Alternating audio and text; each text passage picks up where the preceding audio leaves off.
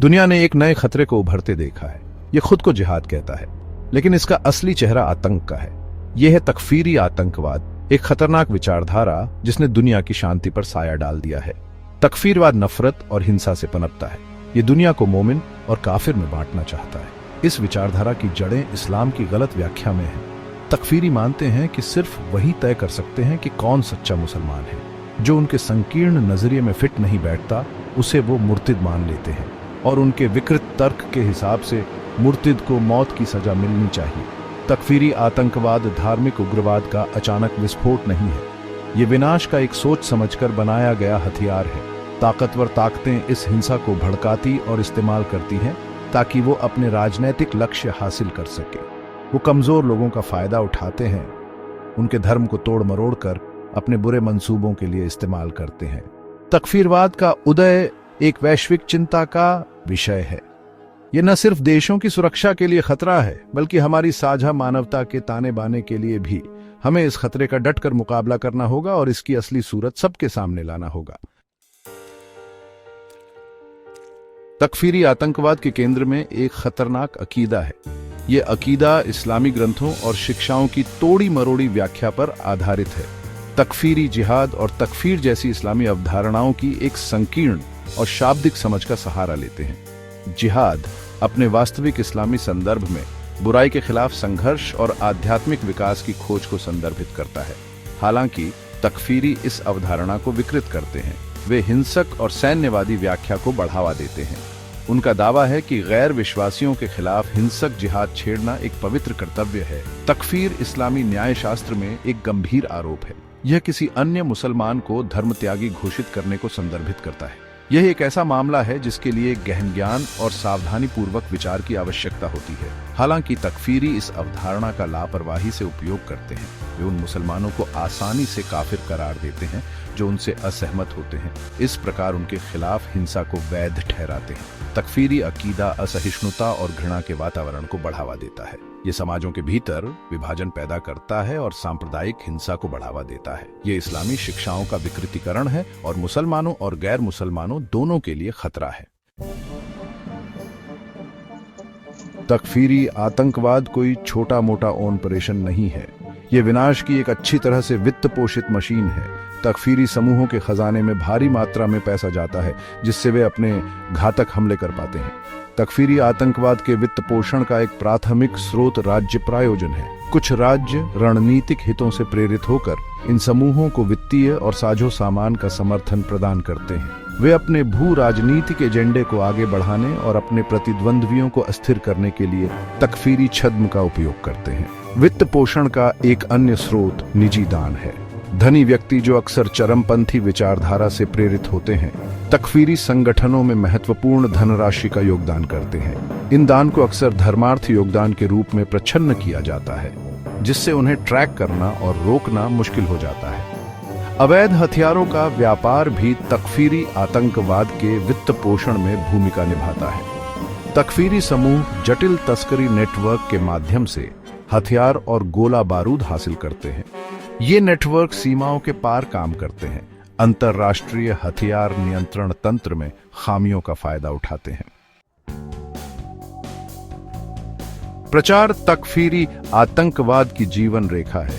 तकफीरी समूह परिष्कृत प्रचार अभियानों के माध्यम से अपनी जहरीली विचारधारा फैलाने में भारी निवेश करते हैं। वे अपना संदेश प्रसारित करने के लिए विभिन्न प्लेटफॉर्मों का उपयोग करते हैं, जिनमें सोशल मीडिया, ऑनलाइन फोरम और सैटेलाइट टेलीविजन चैनल शामिल हैं। तकफीरी प्रचार अक्सर युवा और प्रभावशाली दिमागों को लक्षित करता है। भर्ती करने वाले संभावित रंगरूटों की पहचान करने और उन्हें तैयार करने के लिए सोशल मीडिया का उपयोग करते हैं।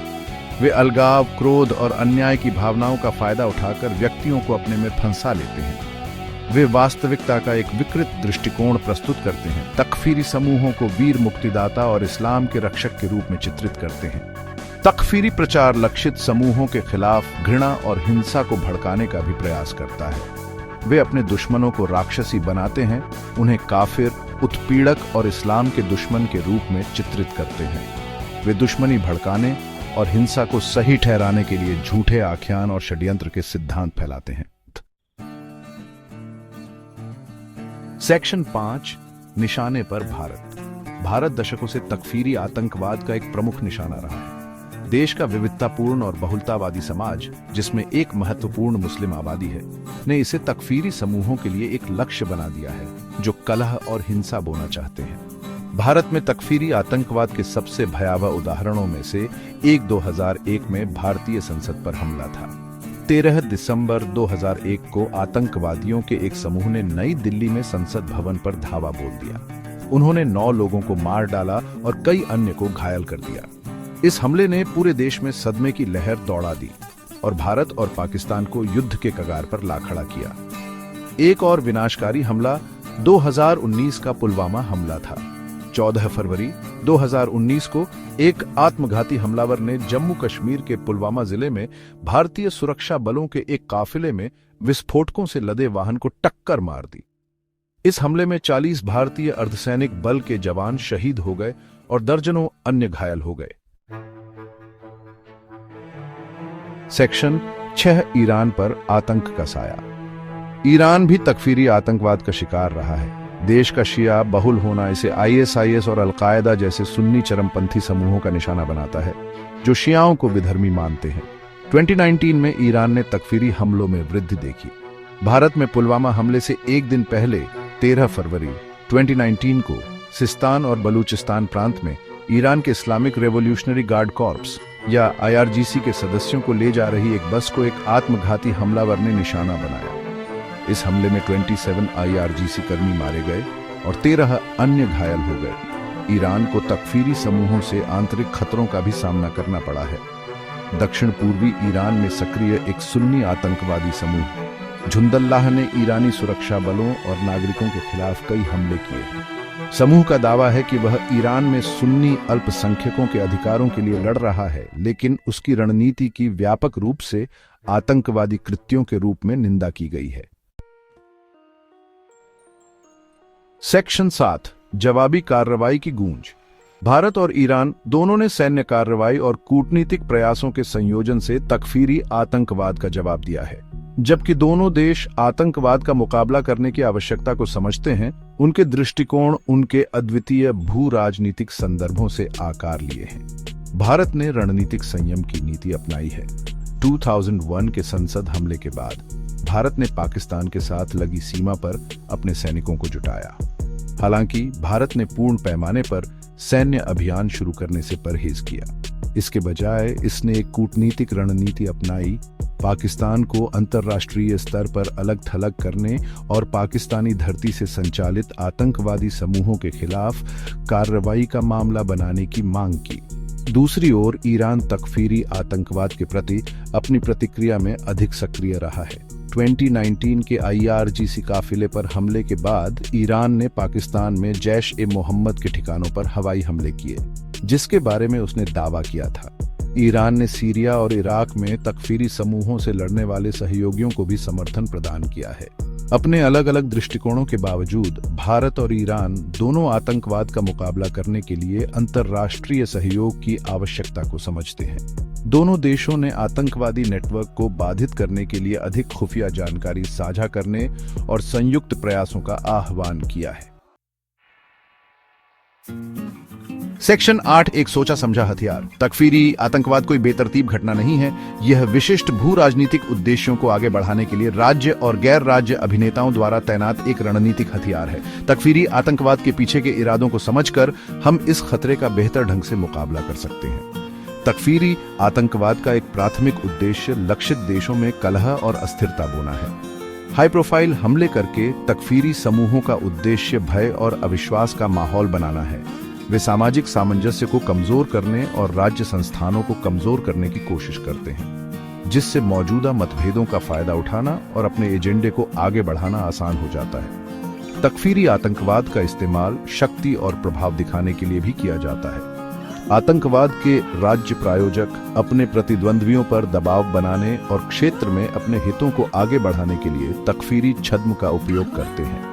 तकफीरी समूहों का समर्थन करके ये राज्य एक प्रकार के असम्मित युद्ध में शामिल हो सकते हैं, सीधे टकराव का जोखिम उठाए बिना अपने दुश्मनों को नुकसान पहुंचा सकते हैं। सेक्शन 9 सूचनाओं के भूल भुलैया में रास्ता ढूंढना।